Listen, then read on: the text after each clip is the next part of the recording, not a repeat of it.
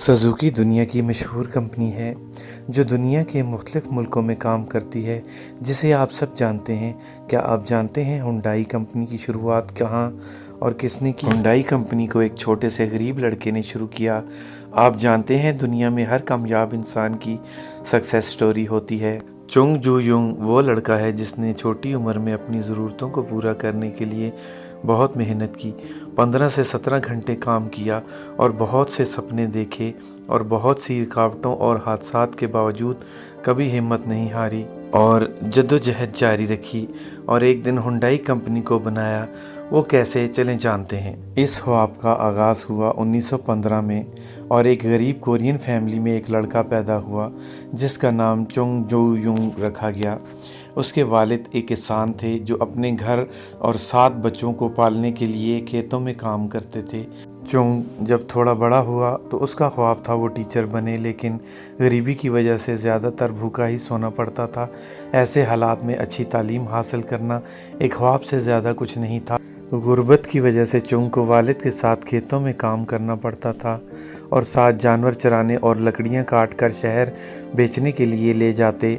जब शहर की ज़िंदगी को देखते तो बहुत गमगीन होते कि कैसे लोग साफ़ कपड़े पहनते हैं और खाने पीने की कोई कमी नहीं। इतना अच्छा लाइफस्टाइल देखकर चुंग के मन में ख्याल आता अगर वो भी शहर चले जाएं तो वो भी अच्छा लाइफस्टाइल मेंटेन करने लगेंगे।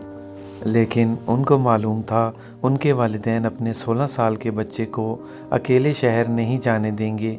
उस ही दौरान अचानक चुंग के हाथ न्यूज़पेपर लगा जिसमें इश्तिहार था कि नज़दीक शहर में कंस्ट्रक्शन का काम चल रहा है और काम के लिए मज़दूरों की ज़रूरत है।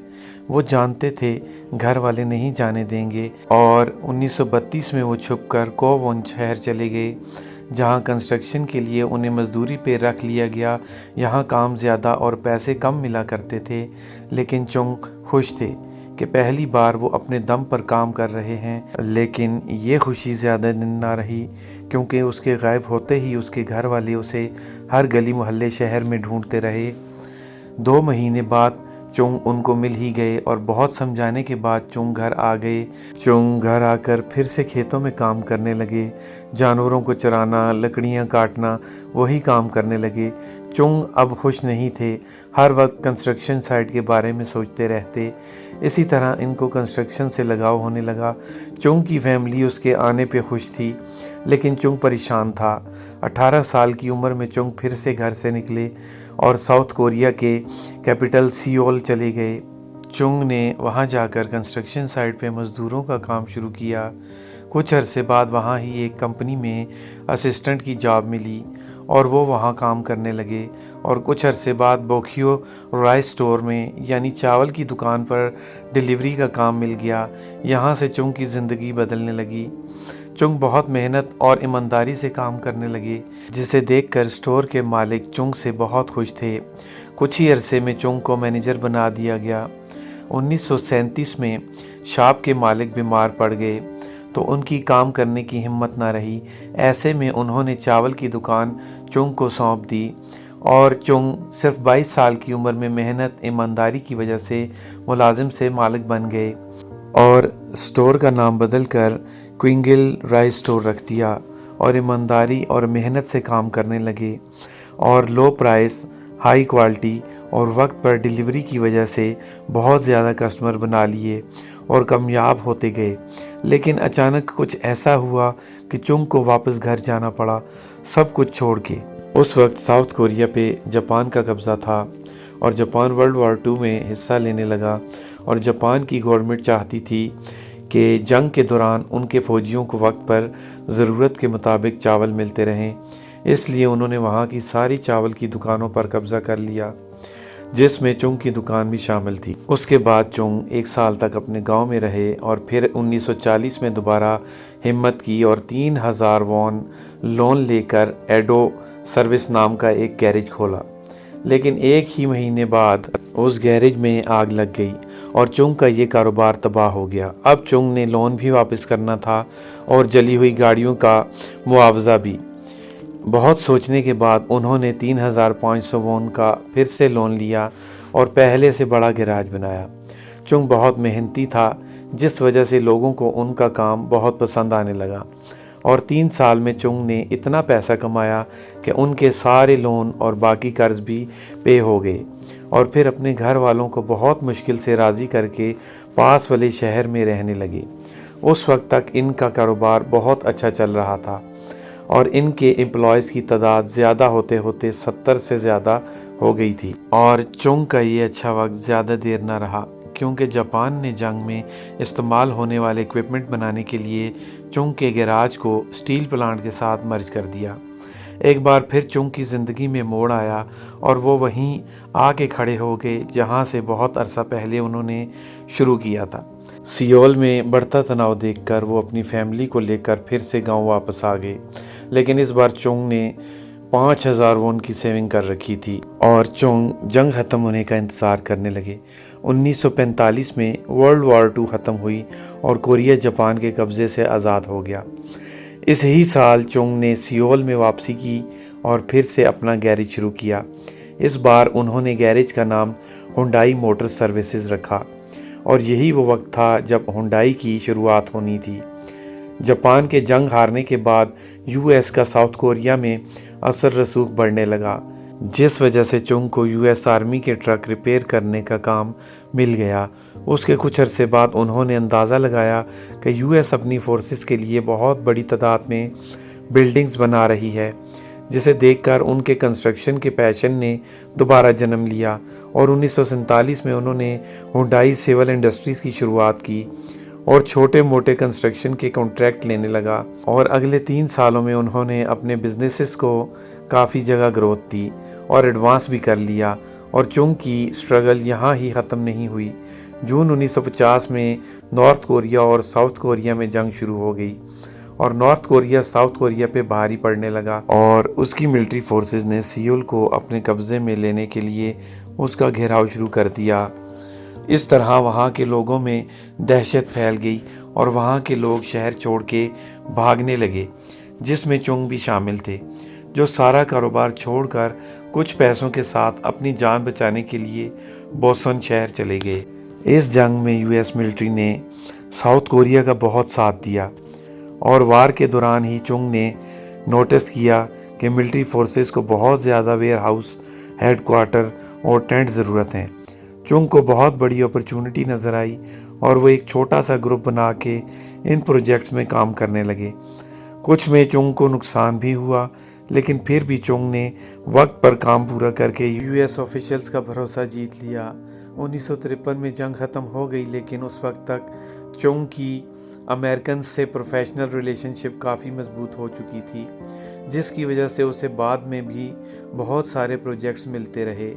جنگ کے بعد ساؤتھ کوریا میں بہت تباہی پھیلی ہوئی تھی، عمارتوں اور گھروں کی بہت بری حالت ہو چکی تھی، جس کے بعد گورنمنٹ اسے دوبارہ سے ری بلڈ کرنا چاہتی تھی۔ ساؤتھ کوریا کی ری ڈیولپمنٹ میں ہنڈائی سیول انڈسٹری کا بہت میجر رول رہا، اور ان کو بہت سارے بڑے پروجیکٹس بھی ملے، جس میں سڑکیں، کورین نیوکلیئر پلانٹ اور ڈیم شامل تھے۔ 1960 میں کورین گورنمنٹ ایسی پالیسی لائی جس میں ہنڈائی کو کار ریپیئرنگ سے کار مینوفیکچرنگ کمپنی بنانے میں بہت مدد ملی۔ اصل میں گورنمنٹ وہاں کی اکانومی کو مضبوط بنانے کے لیے یہ قانون بنایا کہ کوئی بھی فارن آٹوموٹیو کمپنی تب ہی کوریا میں بزنس کر سکتی ہے جب وہ کسی لوکل کمپنی کے ساتھ اتحاد کرے گی۔ اس رول نے ہنڈائی کے لیے ایک نیو اپرچونٹی اوپن کر دی تھی، اور چنگ نے اس کو مس نہ کرتے ہوئے 1967 میں ہنڈائی موٹر کمپنی کی شروعات کی، اور ایک ہی سال بعد 1968 میں ہنڈائی نے فورڈ کے ساتھ پارٹنرشپ کر لی، اور اولسن شہر میں 6 مہینے کے اندر بہت بڑا اسمبلنگ پلانٹ بنا کر تیار کر دیا، جو کہ آج بھی دنیا کی سب سے بڑی آٹو موبائل پلانٹ ہے۔ اس کی سالانہ پروڈکشن 1.6 ملین یونٹ ہے۔ اس میں 75,000 دنیا کے الگ الگ حصوں سے آئے ہوئے ہائیلی سکلڈ ورکر کام کرتے ہیں۔ فورڈ کے ساتھ مل کر ہنڈائی نے فورڈ کارٹینا کی طرز پر ہنڈائی کارٹینا کو بنایا، جو امریکہ میں تو وہاں کی سڑکوں کے حساب سے بنی تھی، لیکن یہاں کوریا میں جنگ کی وجہ سے ٹوٹی پھوٹی سڑکیں تھیں، جس وجہ سے ہنڈائی کارٹینا کمپنی کے لیے بہت بڑی فیلئر ثابت ہوئی۔ کمپنی کو اس سے بہت نقصان ہوا۔ اور لوگ ریفنڈ کی ڈیمانڈ کرنے لگے۔ لیکن چونگ ان سب مسائل سے نپٹتے 1969 میں سیلاب آیا، جس میں اولسن کا پورا پلانٹ ہی ڈوب گیا اور نئی تیار کی گئی گاڑیوں میں پانی بھر گیا اور کمپنی کو بند کرنے کی نوبت آ گئی۔ لیکن چونگ نے اپنی زندگی میں اتنا فیلئر دیکھا تھا کہ اب چونگ کو اس کی عادت سی ہو گئی تھی۔ انہوں نے ایک بار پھر سے پلانٹ کو شروع کیا اور ہر طرح کے پرابلم پہ کام کر کے دوبارہ سے ہنڈائی کورٹینا کو مارکیٹ میں اتارا، جو اس بار بہت کامیاب ہوئی۔ جبکہ 1974 میں ایک اور بھی مسئلہ تھا جو چونگ کا انتظار کر رہا تھا۔ فورڈ کو ہنڈائی کا کار کو اپنے نام سے لانچ کرنا پسند نہیں آیا، کیونکہ ساؤتھ کوریا میں فورڈ کو پہچان نہیں مل رہی تھی۔ اس وجہ سے دونوں کمپنیوں میں دوریاں پیدا ہو گئیں اور 1974 میں فورڈ نے ہنڈائی کے ساتھ کانٹریکٹ ختم کر دیا۔ اچانک فورڈ کا جانا ہنڈائی کا سب کچھ برباد کر دینے والا تھا، کیونکہ ہنڈائی کے پاس اس وقت کار مینوفیکچرنگ کی کوئی ٹیکنالوجی نہیں تھی اور اس کے لیے ہنڈائی فورڈ پہ ڈیپینڈ کرتی تھی۔ کانٹریکٹ کے اچانک ختم ہونے پر چونگ جلدی میں دوسرے پارٹنر کی تلاش کرنے لگے جو انہیں ان کے کام میں سپورٹ کرے۔ اس لیے انہوں نے اس وقت کی بڑی کمپنیز ویلس ویگن اور جنرل موٹرز کے پاس ڈیل کرنے کا پرپوزل بھیجا، لیکن ان دونوں نے ریجیکٹ کر دیا۔ پھر چونگ نے جاپانی مٹسوبشی موٹرز کے ساتھ ٹرائی کی اور یہ ڈیل فائنل بھی ہوئی، جس میں مٹسوبشی نے اپنی کار مینوفیکچرنگ ٹیکنالوجی کو ہنڈائی کے ساتھ شیئر کرنے کا ایگریمنٹ کر لیا، جس کے بعد ہنڈائی اپنی کار بنانے پر فوکس کرنے لگی، جس میں انہوں نے برٹش لینن کے انڈر آنے والی کمپنی کے مینیجنگ ڈائریکٹر جارج سٹینول کو ہائر کیا۔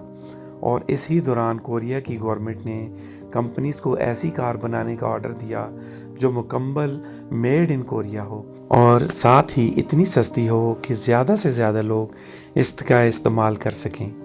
اس کو اپنے ذہن میں رکھتے ہوئے کمپنی نے ایک نیا پلانٹ تیار کیا اور ہنڈائی کے انجینئرز نے ساؤتھ کورین گورنمنٹ کی ساری باتیں ذہن میں رکھ کر کار مینوفیکچرنگ کا کام کرنے لگے۔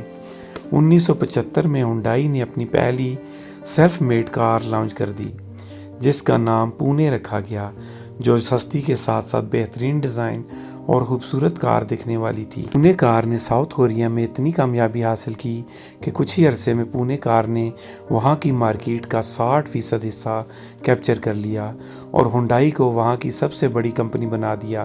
یہ تھی چونگ کی لائف سٹرگل، جس نے ہنڈائی اور کوریا کو بہت کچھ دیا۔ ویڈیو کو لائک، شیئر اور چینل کو سبسکرائب کریں۔ ملتے ہیں اگلی شاندار ویڈیو میں۔